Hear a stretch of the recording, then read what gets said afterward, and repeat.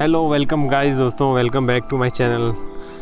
तो डोमिनार हमने दे दी थी वापस सर्विस सेंटर में, बट वो फॉल्ट नहीं ढूंढ पाए। उन्होंने साइलेंसर वगैरह बंद करके स्टार्ट करके देखी थी गाड़ी, बट मुझे उसमें संतुष्टि नहीं मिली। तो मैंने बाइक को खोल के देखा। स्पेशली मुझे डाउट था कि इनटेक में कुछ प्रॉब्लम है, इनटेक या एग्जॉस्ट में। एग्जॉस्ट तो टाइट था, इनटेक को मैंने खोल के देखा तो देख सकते हो आप, इनटेक का जो ये बूट रहता है थ्रॉटल बॉडी से जो कनेक्ट होता है, एयर बॉक्स को कनेक्ट करता है, वो फटा हुआ था। तो अपॉन फर्दर इंस्पेक्शन ये पता चला कि एयर बॉक्स में भी एक क्रैक है बहुत बड़ा, मतलब जहाँ पर जॉइंट रहता है वो फटा हुआ है। तो एयर बॉक्स रिप्लेस ही करना होगा, ऐसे हम इसको पैच नहीं कर सकते क्योंकि वो एक परमानेंट जॉइंट है। कोई ऐसा नहीं है कि जिसमें नट वगैरह लगे हों जो हम रिप्लेस कर सकें। तो पूरा एयर बॉक्स मुझे नया मंगाना होगा, उसके लिए मैं ऑर्डर लगा दूंगा। तो फ़िलहाल थ्रॉटल बॉडी भी काफ़ी गंदी हो गई थी, जो वहाँ से डर्ट गई थी जहाँ पर से लीकेज था, उसकी वजह से देख सकते हो थ्रॉटल बॉडी काफ़ी ख़राब कंडीशन में थी। इसको भी मैंने साफ़ कर लिया था। फ़िलहाल मेरे पास कोई क्लीनर था नहीं, तो पेट्रोल से ही साफ़ करना पड़ा मुझे।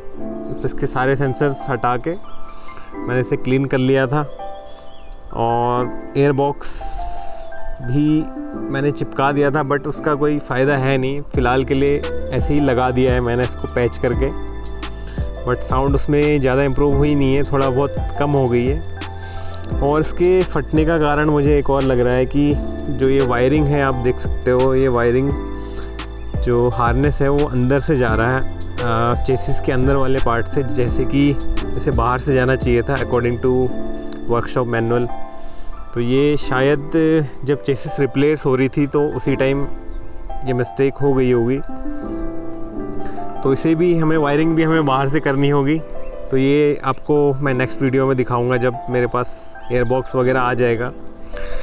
तो इस बाइक में शिम क्लियरेंस भी आउट है, मतलब एग्जॉस्ट वाला, और इनटेक वाला तो थोड़ा टाइट चल रहा है। तो ये भी देखेंगे शिम्स वगैरह अगर मिलेंगे।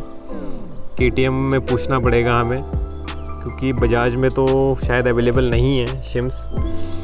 तो शिम्स वगैरह भी लगाएंगे। टाइमिंग चेन भी मैं मंगा लूँगा, टाइमिंग चेन भी मैं चेंज कर दूँगा साथ के साथ, क्योंकि जब हम खोल ही रहे हैं वो सब, तो साइड कवर और हेड कवर, तो टाइमिंग चेन भी बदलने में ही फ़ायदा है। थोड़ी साउंड वगैरह कम हो जाती है इससे गाड़ी की।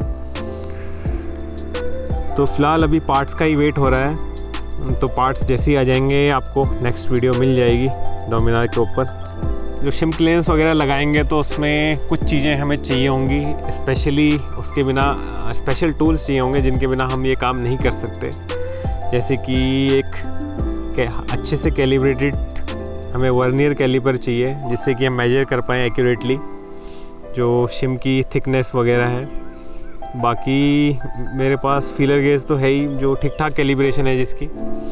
इसके अलावा टॉर्क रेंज की भी ज़रूरत पड़ेगी, क्योंकि जो ऊपर जो एक क्लैंप लगता है यहाँ पर कैम शाफ्ट के ऊपर, तो उस क्लैंप को ओवर टाइट हम नहीं कर सकते, क्योंकि इसमें बेरिंग्स नहीं होती हैं कैम शाफ्ट में। तो टाइट करने से क्या होता है कि सीज हो जाता है। तो टॉर्क रेंज की भी हमें ज़रूरत पड़ेगी, उसे भी ऑर्डर करना होगा। तो स्टे ट्यून्ड, नेक्स्ट वीडियो में आपको जो भी नेक्स्ट वीडियो डोमिनार से रिलेटेड होगी इसी के ऊपर होने वाली है। और आपको भी इंटरेस्ट है ये देखने में तो आप सब्सक्राइब वगैरह ज़रूर कर लेना चैनल को। तो फ़िलहाल इसको यहीं ख़त्म करते हैं वीडियो को।